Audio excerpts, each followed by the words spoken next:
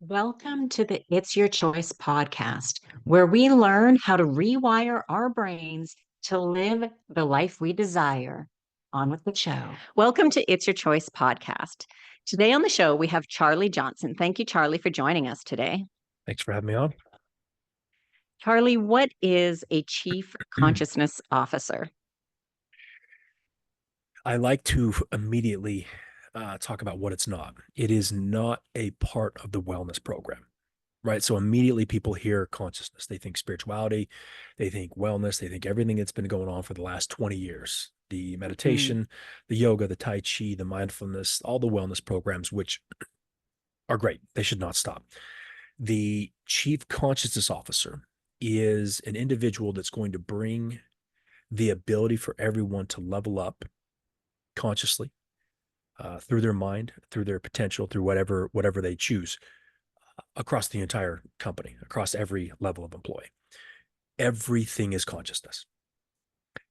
Everything we've known, every tool we've only used the mind. The mind is the middleman. The mind is that middleman that has created all the issues on the planet. And Oh, if yes. you remember Einstein saying the same mind that creates the problem can't solve them, right? Hmm. So the problems have always been the same. They've changed people because of generations. We live, we die. They've changed individuals. They've changed political parties. They've changed religions. They've changed leaves on the tree. But the root of basically every problem since the beginning of humanity has been the same: division, conflict. My side's better than yours. I'm a Republican. You're a Democrat. My God's better than yours. Catholic, atheist. Constant division because the tool we've been given only knows division. It only knows this or that. It only knows if it flips a coin, it has to be heads or tails. My question has always been, where did the coin come from? Where did Catholicism and atheism come from? Where did Republican and Democrat come from?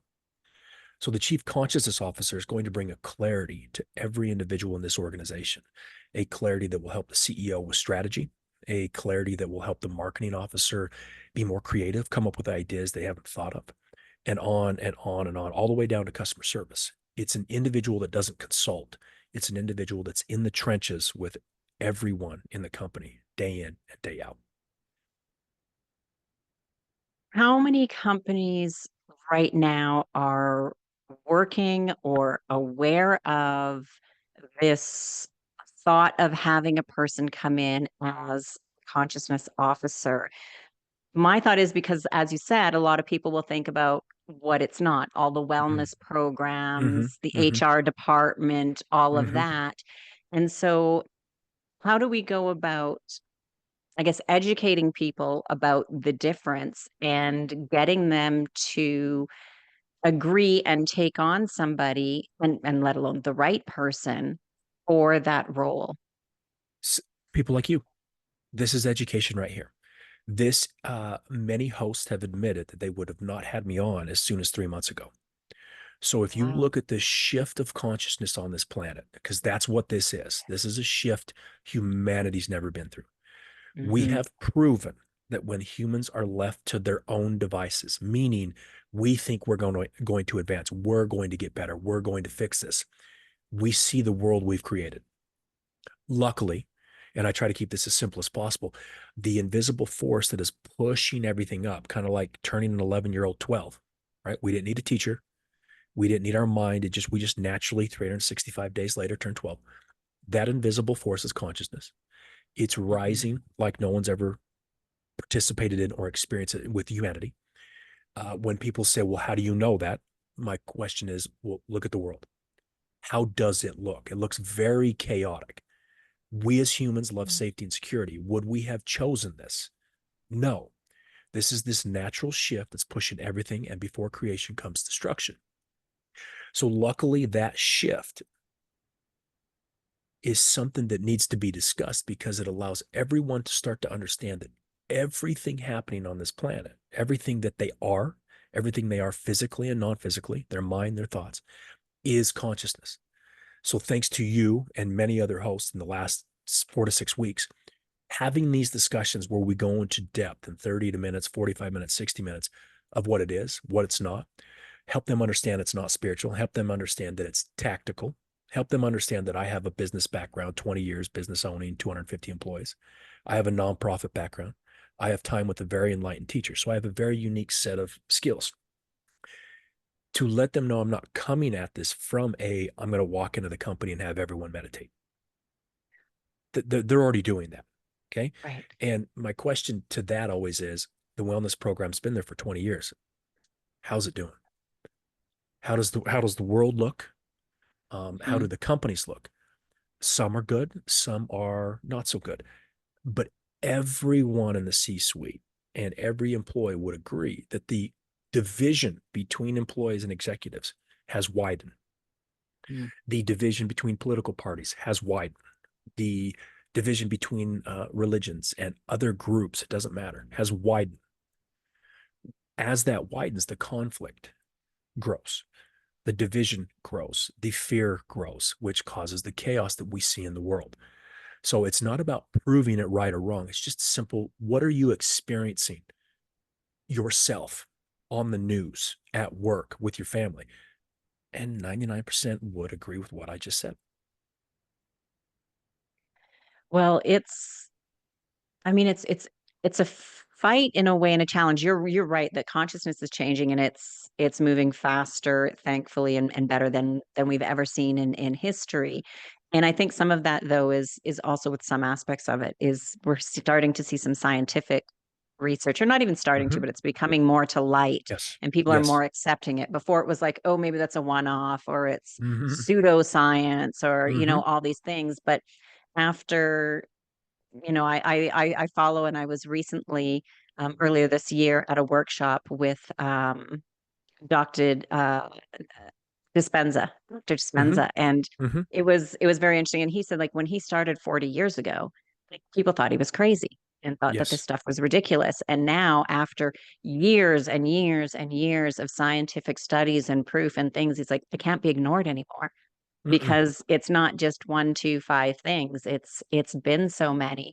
And that the conscious mind and the subconscious, that when we look at it, we have to think like these are all choices that we make.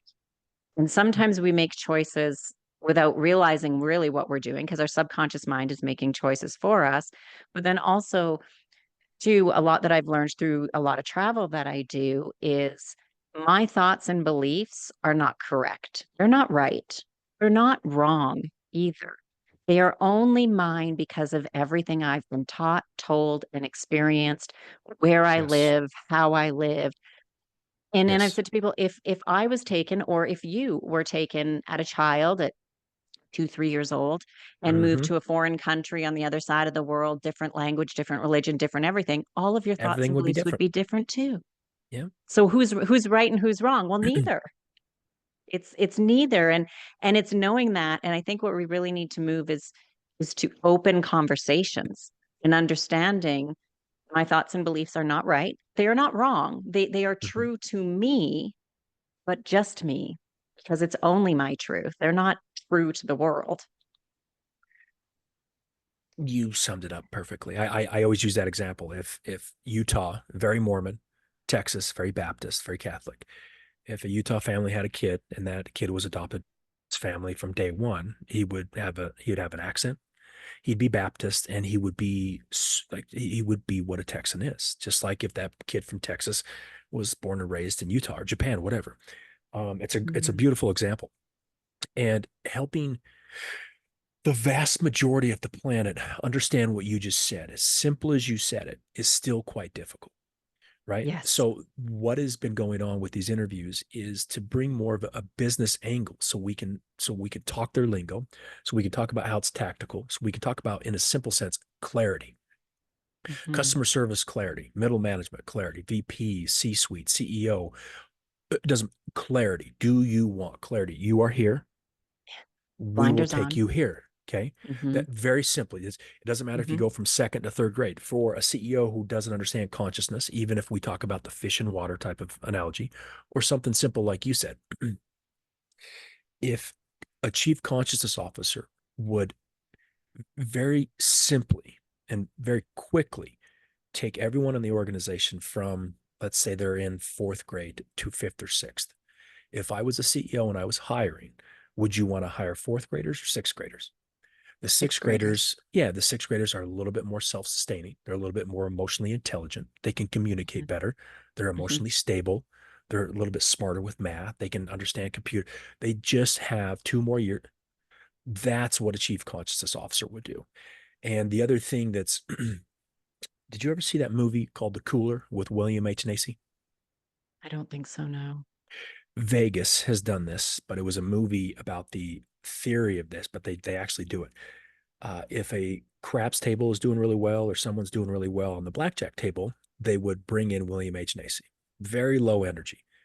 And I've heard just, about that. Yeah, okay, I've so heard. he would Now that you sit, mention that, now I'm just like, oh, I've heard. I haven't seen the movie, but I've heard about so that. a cooler to bring the winnings down, to bring the energy Mhm. of the table down, to help the casino not lose is cooler.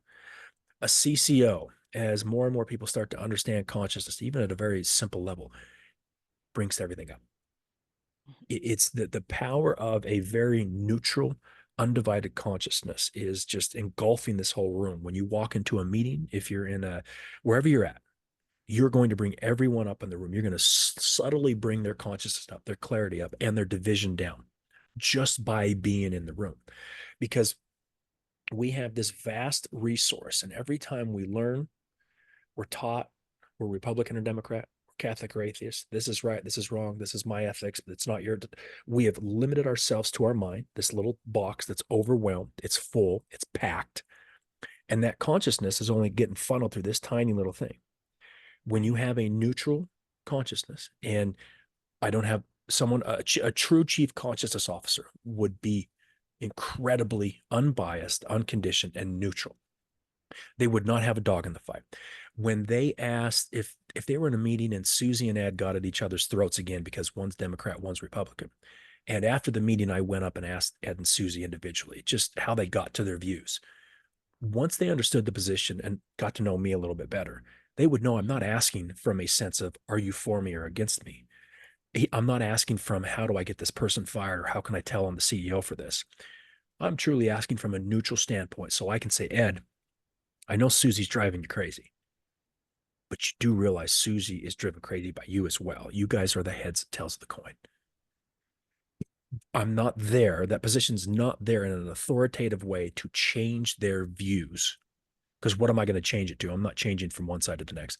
Just to simply bring the awareness of that. Now, the Hmm. seed's been planted. They're not going to change their mind. They're not going to change their opinion. They're not going to change sides. But the seed's planted. The universe is the best gardener ever. It'll slowly water that. And in a subtle fourth to fifth grade, there will be less division and less conflict. This position will also help HR. They won't threaten HR. They will help HR hire individuals who maybe have a little bit more clarity, or maybe a hire will come in and they're just perfect. They look like gold on paper. And you get to meet them, you're like, oh man, that person's they're not going to thrive within this team. Doesn't mean they're wrong, but I'm just Hmm. telling you that person's not going to work well. Or someone who comes in with a weak resume, and you'd be like, well, that person is going to be a perfect complement to the individuals who are already there. Right. They're a little bit more, they're lighter soul, they're kinder, they're sweet. I know they didn't show you in the HR meeting or the interview. They didn't really bring that confidence and that power. I know that's what you're looking for, but what you're looking for is what you want, your conditioning, and it hasn't worked out too well. Mhm. Just simple, subtle shifts. The CEO, just boom, boom. They're going to have more strategies. They're going to have access to answers and solutions that only came in front of them right here. Now it's going to be more expanded. And that's where, again, these interviews are so important because it's a simple 30-minute, 40-minute education for more people, your audience, to hear it. They may be executives, VPs, they may be business owners. It's starting to get into the collective, so more people will at least know about it. And then someone will take the plunge soon. And once they do, other companies will wonder what they're missing out on and then do the same thing. Right. Right. And I think too, pardon the interruption. If you're enjoying this episode and you're someone who values performance, clarity, and personal growth, then you're going to love my Mind Matters weekly newsletter. Every week, I send out a quick, powerful piece designed to help high achievers like you master your mindset, upgrade your habits, and lead with more clarity and fulfillment. It's not fluff, it's science backed, actionable, and easy to digest. Fit as your weekly reset button to realign with the leader you're becoming. So if you want to go deeper than what we've covered here on the show, then head over to www.sallypederson.com. That's me, and subscribe. Your next breakthrough just might be one email away. Now Right. back to the show. And I think, too, for me anyway, some of the best conversations I've had with people is when we have different beliefs, thoughts, political, religious backgrounds and everything. And I love to ask people, why do you think that? And I don't, and I'm totally respectful asking. It's like, well, why do you think that? And a good amount of times I get the, well, because it's true, because it's right. And I think, Hmm. oh, and I just say, okay. I'm like, oh, Yep. okay. But then every now and then one will say, well, because ABC, whatever it could be, their experience, their life, how they grew up, things that happened to them. And I'd Hmm. be like, interesting. And I would say, well, I believe, and it's usually the opposite, or it doesn't have to be complete opposite, but differently. And I believe that because this XYZ, or have you thought about this? And we can actually have an open conversation about it. And it's never intent to change mind, but it's Yep. just about understanding. And at the end, most times I say, we'll still agree to disagree because I can't change, or I'm not willing to change my belief or thought because this was my experience. However, if I had your experience, if that happened to me or whatever it may have been, I would absolutely believe or think what you do. And it makes sense Hmm. to me. And I can Yes. just understand. And I think we used to have these conversations like Hmm. decades ago, many, many Yes. decades ago. We used to, Yes. and they became less and less because it's either you agree with absolutely everything I say, or even one thing you disagree, and you're now the enemy, which I think is ridiculous. I have one of my best friends, even just a couple days ago, we were talking politics. And for the most part, we would say we are politically different. However, there's so many parts of it that were the same. Or Hmm. we talk and we'll be like, well, so and so said this. Or the great thing is now with a clip. Did you see this clip? And we both do it. Like, did you see this clip? Did you? And we'll both go Hmm. back. Well, what was the whole thing? What was the context of Hmm. this? My interpretation is this. You say, well, my interpretation is that. And then Hmm. we have to think, okay, well, and there's been many times that both say, I need to look into that a little bit more because sometimes it is just our interpretation. And at the end, she's like, great conversation. I love having these conversations with you Hmm. because we're still friends. And Yeah. even though we're different, we know that we're different. There's things that we completely disagree on. And there's things that we realize there's a lot of gray in the middle, and there's awareness and understanding. And she grew up very differently than I did. So she grew up communist Poland, was born there, came to Canada as a young child. So her whole upbringing and background completely different of mine, where I was Hmm. born in Canada. My father immigrated as a very young child um, from the Netherlands. So completely different backgrounds, but still just open to conversation. Well, I've heard that about a half a dozen times now, 100%. We used to be able to agree to disagree, right? Right. Okay, well, here's why.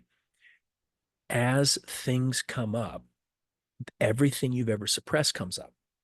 A Mhm. decade, 2 decades, 3 decades ago, we were really good at lying to ourselves and really good at suppressing and really good at looking at each other and saying, hey, we're just going to agree to get disagree. Now, if we're friends, no big deal. If we have a conversation at a party, those conversations were being had. How we really felt, and you've been to dispense this thing, it's an energy. That Mm. energy permeates out into wars, into conflicts, into, hey, wait a minute, I thought we were going to agree to disagree. So, what's happening over these past decades is as the veil thins, as consciousness has slowly risen, and now in the last year, it is just skyrocketing. When we have that legit feeling that we were able to suppress and not feel and not deal with, now it's coming up and we have doubts. What do we do when we have doubts? We should open ourselves up and ask different questions and be okay to change. Do you know anybody Mhm. like that? I'm not like that. Usually, what happens when that doubt comes up, we have fear. And when we have fear, we double down. Now we're digging our heels in. And Mm. everything I've known as Republican, there's no way in God's name am I going to change now. And that agreeing to disagree is now becoming more difficult. That's why there's more conflict and division than ever, because we've always felt this way. This is not new, but we had the ability to suppress, not deal with, and not have to think about that. Now the universe naturally pushes it up because you know as well as I do, and you're probably your listeners as well. To let something go, it has to be present. You have to be aware of your weaknesses. You have to be aware of your bias, your conditioning, your ignorance to something to finally be like, holy shit, I might be wrong, rather than I am right, you're wrong, but I'm going to agree to disagree. All of those conversations were being had. And yes, they were fine. We can't, with the bullshit meter and the clarity of individuals has skyrocketed because of consciousness. And now everyone fears that their side's going to lose. And when you do that, whether you're an athlete in politics, anything, you double down, you back off, you really, you park the bus when it comes to soccer. You start playing a ton of defense. I'm right. I'm right. I'm right. I'm right. I'm going to double down on Jesus. I'm going to double down on Republican. I'm going to double down on my ideas. That agree to disagree has been thrown out the window, and it's all part of the process. But the breaking point's coming. It's probably already there, and people are going to be made aware that both sides have a considerable amount of ignorance. Both sides are going to be made aware that this is all about consciousness. They've always been consciousness. More scientists are going to talk about it. They're going to start to really understand that consciousness is fundamental to our experience and our reality. If that Mm. happens, I mean, when that happens, people are going to want to know more what that means. A chief consciousness officer would be on staff to answer any question anyone had at any time. That to me, just like when technology took over a company, over business, and they needed to hire CTOs, the next logical hire is a chief consciousness officer because 30 years ago, no one knew what a URL or coding or a website or an internet was, but they knew it was going to be big. Right. Same thing right here. Consciousness has always been there, but it's just going to expand, and more people are going to realize this was a middleman. The source was consciousness. By God, I want to know what that means. Where do you think we need it most? Or because it's kind of everywhere, and it might be a bit of a double-edged sword question of where do you think the most impact would be in what industries starting to having that consciousness themselves, whether they get a chief consciousness officer or not, but just that awareness. Every industry. What I think the question should be is it better to leak it in like a consultant and do I think we've been doing enough of that. Conscious capitalism, conscious leaders, conscious transformation, they're all over LinkedIn, right? I don't think that's enough. A week here, a month here, a consultation here, paying, it needs to be Trojan horsed in. It needs, you need to have someone on staff in there all day, every day, in meetings, traveling at the watering hole with customer service, because that has not happened. That is the next logical step. And every industry needs it. People always say, well, consciousness, we'll go to Silicon Valley and the technology. Sure, that's fine. But what about manufacturing? What about tech? I mean, every industry needs this because Right. every industry it has access already to consciousness. It's like I say that we've all had a blank business and companies have all had a blank check and they've cashed it for $100. It, why why would you not cash that for like a trillion or like a Hmm. leave a blank and just do whatever you want it because that's what consciousness is. Right. Uh, to single out a certain industry, no. I just I'm hoping, and thanks to individuals like you, I'm hoping that more CEOs and executives hear it from all industries and they just at least have a conversation with me or at least take the plunge and just see like how is that going to hurt. It can't. Mm. It can't. They're going to wonder how they ever dealt without it. Just like a chief technology officer, it's going to be a big deal. So, how would somebody go about hiring a chief consciousness officer? And even, I guess, even before that, what do they look for to know that they're hiring the right person, or at least on the right path to get the right person? So, with this being so brand new and talking about this and basically being the only individual talking about this right now, I wouldn't want them to be spiritual. I would want them to have a understanding of spirituality, to have had some time with a teacher like me, but I want them to have a business background. So they're not a Mhm. spiritual individual who comes in and wants to take down profit and capitalism and thinks money's for the birds, because that's just the heads and tails of the coin, right? The, those Right. those two worlds need to be bridged. They need to have a business background. They need to understand how to talk to everyone at every level. They need to have, would be great to have a nonprofit background as well to see the difference between profit and nonprofit. But I would like the individual to have time like I've had with a very unique high level teacher that understands consciousness and the ability to merge those three together. And I know there's individuals out there. The way you discuss this, I've never met you before. The way you discuss Mhm. your thoughts, the way you discuss consciousness, the way you discuss your ability to talk, you would be a perfect candidate for that. And there's more individuals out there. Now, because we're talking about this more, many people have come to me and say, I would be a perfect fit for that. And I'm looking at them saying, no, you wouldn't.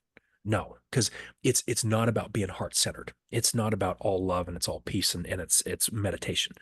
We have done that for 20 years. Right. Typical business people, it's like you're talking French to them and they don't understand French. And even the mindfulness stuff, as neutral as that can be, with those wellness programs, you have an incredible amount of Catholics and religious people that look to meditation and mindfulness as Buddhism, and they're completely turned off. Those wellness programs could be the devil to them. I know that Right. sounds insane or childish, but I can promise you there's a considerable amount of people who believe that. So that individual will have neutrality Hmm. and they will have clarity and the ability to see an individual very quickly where they're at consciously so that you can discuss with them at their level, meet them at where they're at to help them go from fifth to sixth grade, to help them go from junior high to high school, to help a high school person go into college. You know, it's not just an all encompassing, this is an employee. HR is kind of handcuffed with legality. Um, Hmm. well, every individual in the company is because they're not going to understand the neutrality and the consciousness like I do, like a position like mine would. This is this is this is to me is the next logical step in hiring. And I'm just going off my own experience with my business background, my time with my teacher. I didn't take off and go meditate in the Himalayas. We need to bring these worlds together because look at how much division and conflict, and we've tried everything else. So we've got to bring consciousness in a way that everyone can participate in because everyone is consciousness. Not a wellness program, not meditation, not Right. mindfulness, not a Catholic thinking it's Buddhism. Like consciousness is neutral. I've Hmm. never said one thing about being religion, spiritual, neutral. I'll meet you anywhere you want to meet. You're Catholic, you're atheist, you're Republican, you're Democrat. No dog in the fight. That position has no dog in the fight. And that's a very powerful place to be for anyone who wants to talk to him. Absolutely. I mean, I agree, and it's definitely something that we need and do need it everywhere. So, Charlie, if people wanted more information, maybe wanted to have a conversation with you, where is the best place for them to find you? I'll give you my LinkedIn. I like to get people there because when I post, it's basically like a live feed of how this position helps C-suite, how it how it doesn't compete with HR and marketing, how it's a secret there's just constant posts and constant conversations of what this position is, and I like them to go to LinkedIn so they can just reach out. They can talk to me and see if it's right for their company, right for them as an individual, but they can also see how other people are interacting. And the biggest thing is they can see what it is and what it's not. Right. And I will make sure that I have the link for your LinkedIn in the show notes for everybody. And Charlie, I just want to say thank you very much for your time today. It's a conversation we need to be having more of and more Mm-hmm. knowledge about this getting out there. And I really appreciate it. Thank you for having me on, and thank you for allowing more people to find out about the Chief Consciousness Officer.